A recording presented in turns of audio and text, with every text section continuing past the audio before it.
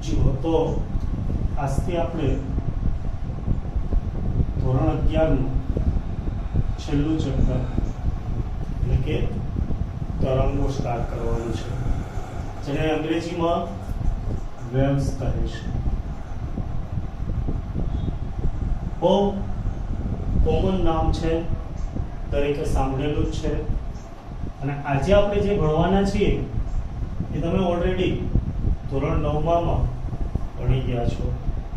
પણ જો તરંગો વિશે આપણે વધારે સારું જાણવું હોય તો એનો બેઝિક ક્લિયર હોવો જોઈએ, અને આજે આપણે એ બેઝિક ક્લિયર કરવાનું છે. તો તરંગ એટલે શું? ચલો, તરંગ એટલે શું એની વ્યાખ્યા આપીએ એ પહેલા હું તમને એના વિશે શું જાણો છો એ સમજીએ.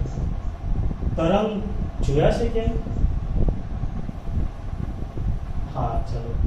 દાખલા તરીકે એકદમ શાંત પાણી હોય, એની અંદર તમે નાનો પથ્થર નાખો છો તો શું થાય છે? એની આજુબાજુ એક આવો આકાર ઉત્પન્ન થાય છે, બરાબર ને? અને આકાર છે એ માધ્યમમાં આગળ વધે છે, બસ એને કહેવાય તરંગ. રાઈટ?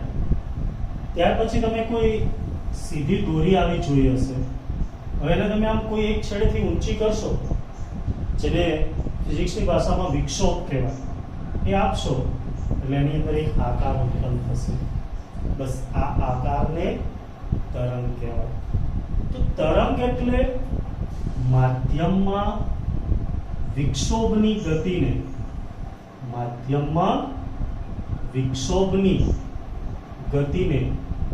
તરંગ કહે છે. દાખલા તરીકે સ્પ્રિંગ હોય આ રીતના, અને તમે ખેંચીને છોડી દેશો તો એમના દોલન થશે. એવા જ દોરીમાં કણોના દોલનો થતા હોય. એટલે તરંગનો બેઝિક પાર્ટ છે દોલનો. દોલનોના લીધે તરંગ મળે છે, બરાબર? અને જે પદ આપણે દોલનોમાં વ્યાખ્યાયિત કરીએ છીએ, કંપ વિસ્તાર છે, આવર્તકાળ છે, આવૃત્તિ છે, એ બધી જ તરંગમાં લાગુ પડે છે. તો પહેલા તરંગ એટલે શું સમજણ પડી દરેકને? માધ્યમમાં વિક્ષોભની ગતિને તરંગ કહે છે, અથવા ગુજરાતી અલંકાર પ્રમાણે કહીએ તો વિક્ષોભની વણથંભી વણઝાર એટલે તરંગ. ઘણી જગ્યાએ તરંગ માળા શબ્દ પણ વાપરે છે. તરંગ માળા, આ બધું એક જ છે. જો વિક્ષોભ એટલે ડિસ્ટર્બન્સ, વણથંભી એટલે અટક્યા સિવાય, વણઝાર એટલે વણઝારા એક જ્ઞાતિ છે જે એક જગ્યાએથી બીજી જગ્યાએ, બીજી જગ્યાએથી ત્રીજી જગ્યાએ આમ સતત આગળ વધતી રહી છે. તો હવે દરેકને સમજણ પડી ગઈ હશે ભાઈ તરંગ એટલે શું? માધ્યમમાં વિક્ષોભની ગતિને તરંગ કહે છે. રાઈટ? તમે પાણીની અંદર આ રીતના કોઈ પથ્થર નાખો છો એટલે ત્યાં આ રીતના વિક્ષોભ આગળ વધે છે. જુઓ, એવું નથી થતું કે અહીંનું કણ અહીંયા આવે કે અહીંનું કણ અહીંયા આવે, એવું નથી થતું. એને જો તમારે સમજવું હોય તો ચલો, એક દાખલા તરીકે આ તળાવ છે જેની અંદર આ રીતના પાણી ભરેલું છે, બરાબર? હવે અહીંયા તમે પથ્થર નાખો છો એટલે આવો આકાર ઉત્પન્ન થાય છે જે માધ્યમમાં આગળ વધે છે, જેને આપણે પાણીમાં પ્રસરતા તરંગો અથવા તો પાણીના તરંગો કહે છે. તો અહીંયા તમે પથ્થર નાખેલો છે, આ એના લીધે આકાર ઉત્પન્ન થાય છે. તો અહીંયા જો તમે કોઈ એક રબરનો ગુચ્છ મૂકી દો અથવા તો નાનો લાકડાનો ટુકડો, તો એ ટુકડો અહીંથી અહીંયા જશે નહીં, જાય. આકાર આગળ જશે પણ આ ઉપર નીચે આમ ગતિ કરશે, દોલન કરશે. સમજણ પડે છે? તો ખાસ યાદ રાખજો, તરંગમાં કણની ગતિ નથી થતી, કણનું વહન નથી થતું. કોનું વહન થાય છે? ઊર્જાનું વહન થાય છે. તરંગમાં ઊર્જાનું વહન થાય છે. આ કણ એની ઊર્જા આને આપશે એટલે એ દોલન કરશે, આને ઊર્જા આપશે એટલે એ દોલન કરશે, આને ઊર્જા આપશે એટલે એ દોલન કરશે. આ રીતના એક આકાર ઉત્પન્ન થશે. જુઓ, સ્ટ્રેટ દોરી છે ત્યારે આપણે તરંગ નથી કહેતા. તમે આને વિક્ષોભ આપો છો એટલે નીચેથી ઉપર જાય છે. એનો મતલબ ત્યાં ઉર્જા, પહેલા કણને ઉર્જા મળે, પછી બીજાને મળે, ત્રીજા, જેમ જેમ ઉર્જા મળશે દોલન કરશે. પહેલા કણ સ્થિર હોય, તમે ઉર્જા આપો એટલે શું કરે? દોલન કરે. પછી બાજુવાળાને આપે, બાજુવાળા દોલન કરે. આમ એક પછી એક ક્રમશઃ આવતા કણો દોલનો કરતા જાય અને એના લીધે માધ્યમમાં એક આકાર બને છે. બસ આ આકારને તરંગ કહે છે. સિમ્પલી સમજો કે આ રીતના કોઈ ટ્રેન છે. આ પહેલો ડબ્બો, એન્જિન. ચલો, આ પહેલો ડબ્બો, બીજો, ત્રીજો, આમ બધા ડબ્બાઓ છે, આપણે ગણતા નથી. હવે એન્જિન સ્ટાર્ટ થશે એટલે શું થાય? એમાં ધ્રુજારી થાય. એ ધ્રુજારી કોને મળશે? પહેલા ડબ્બાને. એના પછી બીજા ડબ્બાને આપશે, ત્રીજાને આપશે, બરાબર, ચોથાને કરીને. દાખલા તરીકે તમે 5મા ડબ્બામાં બેઠા છો તો એ ધ્રુજારી તમારી પાસે આવે તો તમને એમ થાય હા ગાડી સ્ટાર્ટ થઈ છે. તો એ આખું એક તરંગ થયું, રાઈટ? તો સિમ્પલ શબ્દોમાં તરંગ એટલે માધ્યમમાં વિક્ષોભની ગતિને તરંગ કહે છે. હવે આ તરંગ છે એના પ્રકાર આપણે જાણવા છે. આ બધું તમે ધોરણ 9માં ભણી જ ગયા છો, પણ ફરીથી એક વખત તાજું થઈ જાય તો શું આપણે જે 11-12 માટે તરંગની જરૂર છે એવા પોઈન્ટ્સ તમને સિમ્પલ લાગે. તો તરંગોનું વર્ગીકરણ.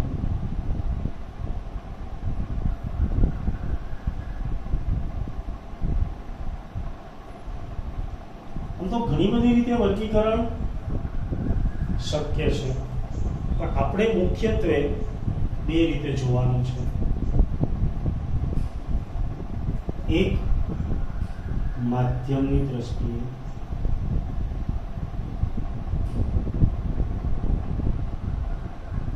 અને બીજું પ્રસરણની દ્રષ્ટિએ. તરંગોનું વર્ગીકરણ બે રીતે કરીએ. એક માધ્યમની દ્રષ્ટિએ અને બીજું પ્રસરણની દ્રષ્ટિએ. તો માધ્યમની દ્રષ્ટિએ જો તરંગને વહેંચવામાં આવે તો 3 ભાગમાં વહેંચાઈ જાય.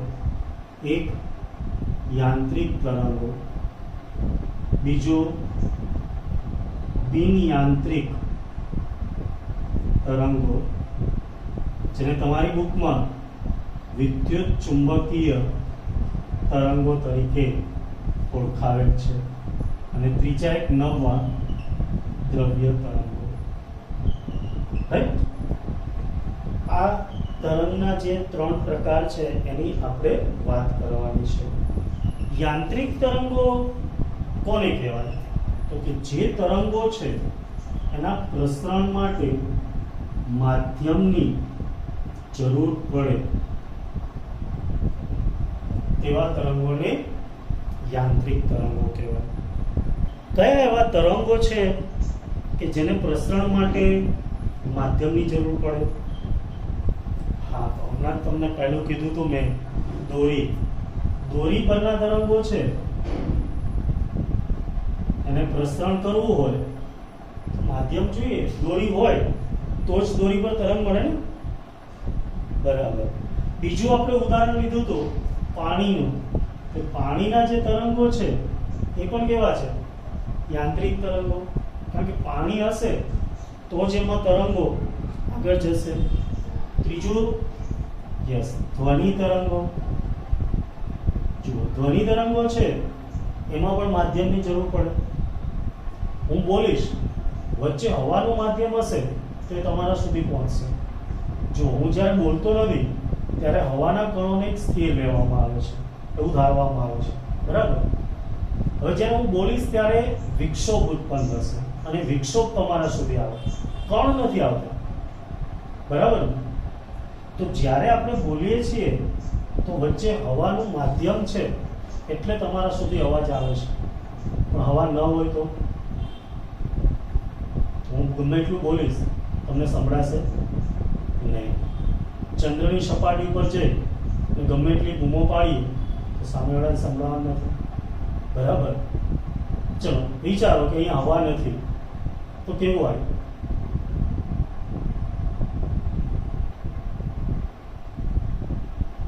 હા, આ રીતના હું વાતો કરતો હોય પણ તમને એવું લાગે કે જાણે ઈશારાઓ કરે છે. બરાબર. તો આમ આ બધાની અંદર માધ્યમની જરૂર પડે છે. તો ખાલી એટલું યાદ રાખજો, યાંત્રિક તરંગો કોને કહેવાય? તો કે જે તરંગોના પ્રસરણ માટે માધ્યમની જરૂર પડે છે. બરાબર. ચલો, બિન યાંત્રિક તરંગો કોને કહેવાય? કે જે તરંગોના પ્રસરણ માટે માધ્યમની જરૂર પડતી નથી તેવા તરંગોને બિન યાંત્રિક તરંગો અથવા તો વિદ્યુત ચુંબકીય તરંગો કહે છે. જુઓ, જરૂર પડતી નથી એનો મતલબ માધ્યમ હોય તો પણ પ્રસરણ પામે અને માધ્યમ ન હોય તો પણ પ્રસરણ પામે. અહીંયા ખાસ બધા ભૂલ કરે છે, એને એમ કે માધ્યમ ન જ હોવું જોઈએ. એવું નથી. માધ્યમ હશે તો પણ પ્રસરણ પામશે, માધ્યમ નહીં હોય તો પણ પ્રસરણ પામશે. ઉદાહરણ તરીકે પ્રકાશના તરંગો જુઓ, હવા ન હોય તેમ છતાં પ્રકાશના તરંગો તો પ્રસરણ પામે છે, અને પાણી હોય એની અંદર પણ પ્રકાશના તરંગો તો પ્રસરણ પામે જ છે. સમજણ પડે છે? હા, પણ એવું નથી કે જો માધ્યમ હશે તો જ પ્રકાશના તરંગો ગતિ કરશે. એટલે બીજામાં ખાસ યાદ રાખજો, વિદ્યુત ચુંબકીય તરંગો જેને પ્રસરણ માટે માધ્યમની જરૂર પડતી નથી. હવે પ્રકાશના તરંગો છે ને, એના ઉપરથી આપણે એક આખો વિદ્યુત ચુંબકીય વર્ણપટ આવશે. દેખો, ધોરણ 12 ની અંદર આખું ચેપ્ટર જ છે વિદ્યુત ચુંબકીય તરંગો. ત્યાં આપણે વિદ્યુત ચુંબકીય વર્ણપટ જોઈશું, જેને આ રીતના યાદ રાખીશું: ગેમાક્ષ, અલ્ટ્રાદય, મારે. રાઈટ? ગેમાક્ષ છે ને એ અલ્ટ્રાદય, દય એટલે આપવું, જેને અમે સૌરાષ્ટ્રમાં આપવું એટલે દય કહેવાય. દઈ દીધું એમ, આપી દીધું. મારે તો અહીંયાથી જુઓ, રે એટલે રેડિયો તરંગો. આ એટલા માટે કહું છું કે ઘણા બધા જીનીટની તૈયારી કરતા હોય અને બીજી બધી રેફરન્સ બુક્સ જોતા હોય તો એની અંદર ક્વેશ્ચન પૂછવામાં આવે છે કે આ કયા તરંગો છે, જે આપણે 12માં ભણવાનું જ છે, એટલે કોઈ ચિંતા નથી.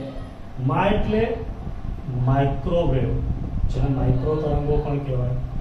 દ એટલે હા, ઈ એટલે ઇન્ફ્રારેડ તરંગો, જેને ગુજરાતીમાં યસ પારરક્ત કહેવાય. દ એટલે દ્રશ્ય પ્રકાશ, વિઝિબલ લાઇટ. અલ્ટ્રા એટલે અલ્ટ્રાવાયોલેટ, જેને ગુજરાતીમાં પારજાંબલી તરંગો પણ કહેવાય. બરાબર. ક્ષ એટલે ક્ષ કિરણો, જેને ઇંગ્લિશમાં એક્સ-રેઝ કહેવાય, અને ગેમા કિરણો. રાઈટ? તો આને આપણે તરંગ લંબાઈ અને આવૃત્તિ આ બંને સંદર્ભમાં ધોરણ 12 ની અંદર જોવાનું છે. રાઈટ?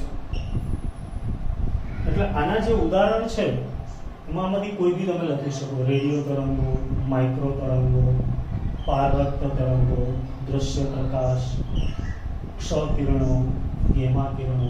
આ બધા જ વિદ્યુત ચુંબકીય તરંગો છે, જેના માટે આપણે ધોરણ 12માં આખું ચેપ્ટર ભણવાનું છે. જો 11માં પૂરતું આપણે ખાલી યાંત્રિક તરંગો જ જોવાનું છે. રાઈટ? બીજા કોઈની વાત કરવાની નથી, ખાલી સમજૂતી છે અહીંયા. બાકી આ બધું અહીંથી 12માં જોવાનું છે. હા, દ્રવ્ય તરંગો એટલે શું? ઓકે, જુઓ, દ્રવ્ય એટલે પદાર્થ. ઓકે, દ્રવ્યની રચના કોણ કરે? પ્રોટોન, ઇલેક્ટ્રોન અને ન્યુટ્રોન. દ્રવ્યની રચના કરતા કણો પ્રોટોન, ન્યુટ્રોન અને ઇલેક્ટ્રોન સાથે સંકળાયેલા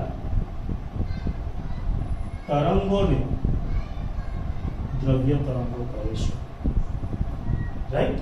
પ્રોટોન, ન્યુટ્રોન અને ઇલેક્ટ્રોન જેવા જે કણો છે એની સાથે સંકળાયેલા તરંગોને દ્રવ્ય તરંગો કહે છે. તો જે ઇલેક્ટ્રોન માઇક્રોસ્કોપ છે, જેને ટૂંકમાં આપણે EM કહીએ. ઇલેક્ટ્રોન માઇક્રોસ્કોપમાં ઇલેક્ટ્રોનના દ્રવ્ય તરંગનો ઉપયોગ કરેલો છે. હવે આ એકચ્યુઅલી વસ્તુ છે શું એના વિશે ડિટેલમાં આપણે ધોરણ 12 ની અંદર વાત કરીશું. વિકિરણ અને દ્રવ્યનો દ્વૈત સ્વભાવ જોઈશું. ત્યાં આપણે જોઈશું કે પ્રકાશ કણ અને તરંગ એમ બંને સ્વરૂપે હોઈ શકે. જેના વિશે થોડો આઈડિયા આપો તો તમે કેમેસ્ટ્રીમાં દ બ્રોગલીની પરિકલ્પના ભણેલા છો. બસ એ આ જ પોઈન્ટ આધારિત છે. તો એના વિશે આપણે 12માં જોવાનું છે. 11માં પૂરતું ફક્ત યાંત્રિક તરંગો જ જોવાના છે આપણે. બરાબર? ચલો હવે પ્રસરણની દ્રષ્ટિએ કયા બે પ્રકાર? હા, તમે 9માં ભણેલા છો એટલે યાદ હશે. તો કહેશે મને? Yes, good. લંબગત તરંગ અને સંગત તરંગ.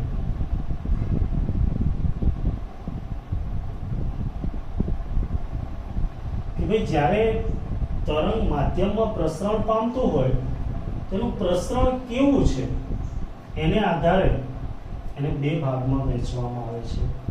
એક લંબગત તરંગ અને બીજું સંગત તરંગ.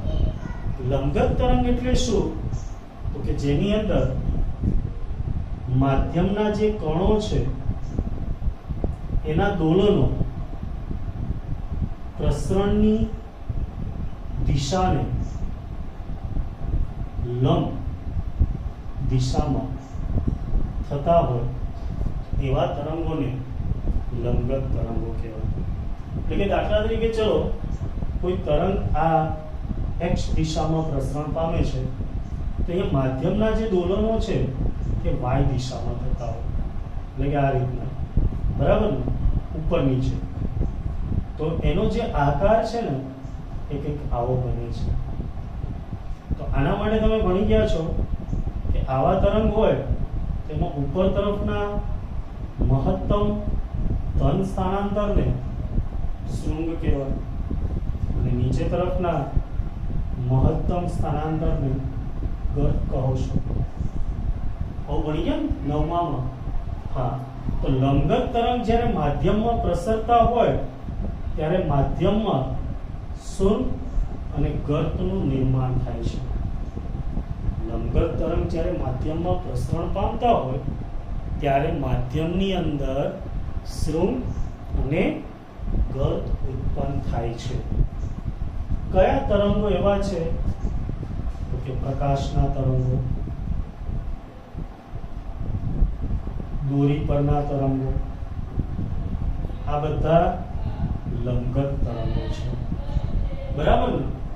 ઘણી બધી જગ્યાએ એવી પણ વ્યાખ્યા આપે છે કે જેનો આકાર સાઇન કે કોસાઇન જેવો હોય તો એ પણ સાચું થશે. કારણ કે દેખો આ આકાર સાઇન છે, નીચેથી ચાલુ કરો તો કોસાઇન આકાર થાય. તો એ વિદ્યુત ચુંબકીય તરંગો એ લંબગત તરંગ આવશે. સમજ પડી? Okay, good. ચલો બીજું. હા, આ અંતર છે એને તમે તરંગ લંબાઈ કહેતા હતા, યાદ છે ને? લેમ્બડા. જેની વાત આપણે પાછળના પોઈન્ટમાં કરીશું જ્યાંથી આપણો મેઇન તરંગો સ્ટાર્ટ થાય છે. ઓકે, સંગત તરંગ. હા, જેમાં માધ્યમના જે કણો છે એ કણોના દોલનો પ્રસરણની દિશામાં થતા હોય અથવા તમારી બુકમાં લખ્યું છે સમાંતર દિશામાં થતા હોય. આ લંબ દિશામાં અને આ સમાંતર દિશામાં. એટલે કે અહીંયા કણ હોય ને તે આમ દોલન કરે આગળ પાછળ. સમજ પડે છે? તો અહીંયા કણો હોય એને તમે આમ ધક્કો મારો એ બધા કણો અહીંયા આવી જશે. અહીંયા આવી જાય તો અહીંયા તો ઓલરેડી હાજર જ હોય કણો. તો ત્યાં કણો કેવા થઈ જાય? ભેગા ભેગા થઈ જાય, હે ને? અહીંયા ભેગા ભેગા હતા, પછી અહીંયા ભેગા ભેગા થયા, અહીંયા છૂટા છૂટા થઈ જાય, અહીંયા પાછા ભેગા ભેગા થઈ જાય. આવું થાય છે, હે ને? એક જગ્યાએ કણો નજીક નજીક આવી જશે, બીજી જગ્યાએ કણો દૂર દૂર થઈ જશે. તો આને તમે કયા નામથી ઓળખતા હતા? યસ, જ્યાં ભેગા થઈ જાય એને સંઘનન એટલે કે કમ્પ્રેશન સી કહેતા હતા, અને જ્યાં છૂટા હોય એને તમે વિઘનન આર તરીકે ઓળખતા હતા. ભણેલા છો ને આવું? સંઘનન એટલે કમ્પ્રેશન અને વિઘનન એટલે રેરફેક્શન. બરાબર? હા, તો કોઈ મને કહેશે જ્યાં ભેગા થઈ જાય ત્યાં શું થાય? એની ઘનતામાં વધારો થાય કે ઘટાડો? યસ, વધારો થાય. તો જ્યાં સંઘનન રચાય ત્યાં એની ઘનતામાં વધારો થાય, અને જ્યાં વિઘનન રચાય ત્યાં ઘનતામાં ઘટાડો થાય.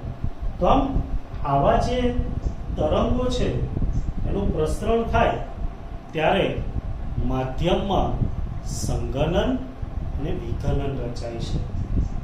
સમજણ પડી?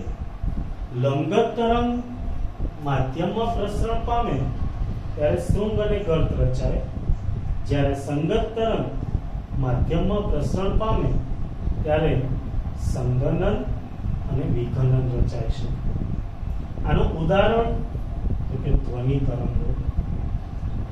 આ તરંગોને દબાણ તરંગો તરીકે પણ ઓળખાય છે.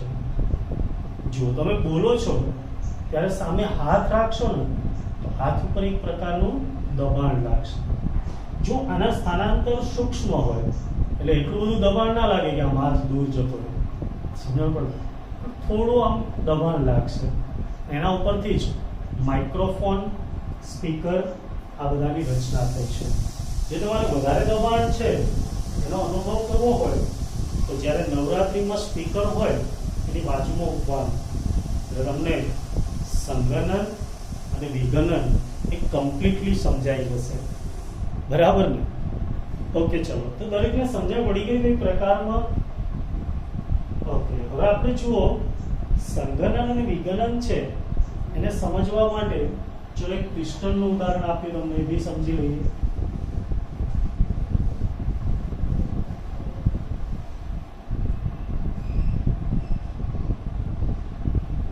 દાખલા તરીકે આવો કોઈ નળાકાર સિલિન્ડર છે. આ શું છે? સિલિન્ડર. એની અંદર આ કોઈ પિસ્ટન છે. અહીંયા હવા ભરાયેલી હોય છે. હવે આ પિસ્ટનને તમે ધક્કો મારો એટલે હવાના કણો છે બધા એકદમ નજીક થઈ જાય.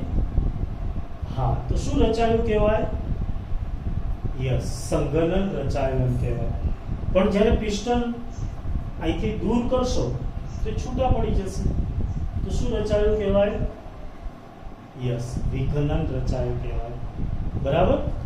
તો જ્યારે પણ પિસ્ટનને તમે ધક્કો લગાવો છો ત્યારે સંઘનન, અને જ્યારે પાછળ ઘસડાય ત્યારે વિઘનન રચાય છે. ચલો, હવે આપણે આ સંગત અને લંબગત તરંગ છે એ કયા માધ્યમમાં પ્રસરણ પામી શકે એની વાત કરીએ. તો દેખો, લંબગત તરંગ છે એ માધ્યમમાં પ્રસરણ પામે તો શું થાય છે? યસ, સપાટીને લંબ રૂપે બળ લાગે છે એટલે ત્યાં આકાર પ્રતિબળ ઉદ્ભવે, અને જેના લીધે આકાર વિકૃતિ પણ જોવા મળે છે. બરાબર છે? બીજા નંબરમાં આ જ તરંગો છે એના લીધે માધ્યમની અંદર દાબીય વિકૃતિ અને દાબીય પ્રતિબળ, જેને કદ પ્રતિબળ પણ કહેવાય છે, દબાણ પણ કહેવાય છે, એ પણ ઉત્પન્ન થઈ શકે. રાઈટ? એટલે લંબગત તરંગો છે એની અંદર આકાર પ્રતિબળ બી શક્ય છે અને દાબીય પ્રતિબળ બી શક્ય છે. જ્યારે સંગત તરંગો છે એ માધ્યમમાં પ્રસરણ પામતા હોય ત્યારે ફક્ત શું થાય છે? દાબીય પ્રતિબળ ઉદ્ભવે છે. બરાબર ને? એટલા માટે એને દબાણના તરંગો પણ કહે છે. તો તેથી ઘન પદાર્થ છે એની અંદર લંબગત અને સંગત આમ બંને પ્રકારના તરંગો પ્રસરણ પામી શકે. જ્યારે તરલ છે એટલે કે પ્રવાહી અને વાયુ એની અંદર ફક્ત સંગત તરંગ જ પ્રસરણ પામી શકે. કેમ? કારણ કે તરલની અંદર આકાર પ્રતિબળ શક્ય નથી, હે ને? તેથી ખાસ ધ્યાન રાખજો, લંબગત તરંગ છે ઘન પદાર્થ, એની અંદર લંબગત અને સંગત આમ બંને પ્રકારના તરંગો પ્રસરણ પામી શકે. જ્યારે તરલ એટલે કે પ્રવાહી અને વાયુ છે એની અંદર ફક્ત સંગત તરંગ જ પ્રસરણ પામી શકે. રાઈટ? તો ઘણી વખત તમને એમસીક્યુ પોઈન્ટથી એવું પૂછવામાં આવે છે કે ભાઈ ઘન માધ્યમમાં લંબગત અને સંગત એમ બંને પ્રકારના તરંગોનું પ્રસરણ શક્ય છે? જવાબ આવશે હા. તરલ માધ્યમમાં તો કે તરલ માધ્યમમાં માત્ર સંગત તરંગોનું જ પ્રસરણ શક્ય છે. સમજ પડી ને? કારણ કે ઘન અને તરલ એ બંને કદ સ્થિતિસ્થાપક અંક ધરાવે. કદ સ્થિતિસ્થાપક અંક એ બંને ધરાવે છે, જે આપણે ઘન પદાર્થોના યાંત્રિક ગુણધર્મોમાં જોઈ ગયા. પણ આકાર સ્થિતિસ્થાપક અંક એ ફક્ત ઘન જ ધરાવે. તરલમાં આકાર સ્થિતિસ્થાપક અંક નથી, કારણ કે એને આકાર જ નથી. બરાબર? હા. હવે ઘણા બધા એવા હોય છે કે જેની અંદર બંને તરંગો જોવા મળે. દાખલા તરીકે પાણીની અંદર કોઈ બોટ જતી હોય તો એના લીધે પાણીમાં કયા પ્રકારના તરંગો ઉદ્ભવે? હા, બંને પ્રકારના, લંબગત અને સંગત. કેમ? કારણ કે તો પાણીનું પૃષ્ઠતાણ છે તેના લીધે સંગત તરંગ, અને એના વજન બળ છે એના લીધે લંબગત તરંગ જોવા મળશે. તો આ પ્રકારના તમને એમસીક્યુ પૂછી શકે, અને જેને આધારિત આપણે પહેલું જ ઉદાહરણ છે જે એમસીક્યુ પોઈન્ટ છે એ જોઈ લઈએ અને પછીથી આ ચેપ્ટરના મેઇન પોઈન્ટ્સ ઉપર જઈશું, એટલે કે પ્રગામી તરફથી આગળ વધીશું. ચાલો, તો ઉદાહરણ 15.1 જે લખવાની જરૂર નથી, ખાલી સમજવાનું છે. એમસીક્યુ પોઈન્ટમાં પૂછતા હોય. તરંગ ગતિના કેટલાક ઉદાહરણો નીચે આપેલ છે. દરેક કિસ્સામાં તરંગ ગતિ લંબગત, સંગત કે બંનેનું સંયોજન છે તે જણાવો. એટલે કે આપણે દરેક ગતિ લેવાની, એની અંદર એ લંબગત છે, સંગત છે કે બંનેનું સંયોજન છે એ જણાવવાનું છે. ચલો, તો પહેલું તમને માહિતી આપેલી છે. લાંબી સ્પ્રિંગમાં સ્પ્રિંગનો એક છેડો બાજુમાં સ્થાનાંતરિત કરતા ઉદ્ભવતી વળની ગતિ. ચલો, આ રીતના કોઈ સ્પ્રિંગ લઈ લો. હવે એનો એક છેડો છે અને આમ ખેંચી અને છોડી દો. અહીંયા જે ગતિ થશે એમાં બંને વસ્તુ જોવા મળશે. શું? તો કે જુઓ, સંઘનન વિઘનન બી થશે અને એના આકારમાં બી ફેરફાર થશે. તો કોઈ કહેશે મને અહીંયા કયા તરંગો ઉદ્ભવશે? યસ, લંબગત અને સંગત બંને.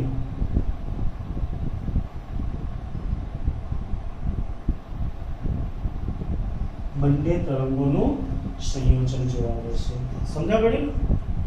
ઓકે, ચલો, તો એ પ્રમાણે તમે બી ની અંદર જુઓ છે, પ્રવાહી ભરેલા નળાકારમાં પિસ્ટનને આગળ પાછળ ખસેડતા ઉદ્ભવતા તરંગો. હમણાં આપણે જે પિસ્ટનનું ઉદાહરણ જોયું હતું એ ત્યાં હવા હતી, એની જગ્યાએ પ્રવાહી છે. તો આપણે જાણીએ આમાં તો એક જ વસ્તુ થાય છે. શું? સંઘનન અને વિઘનન.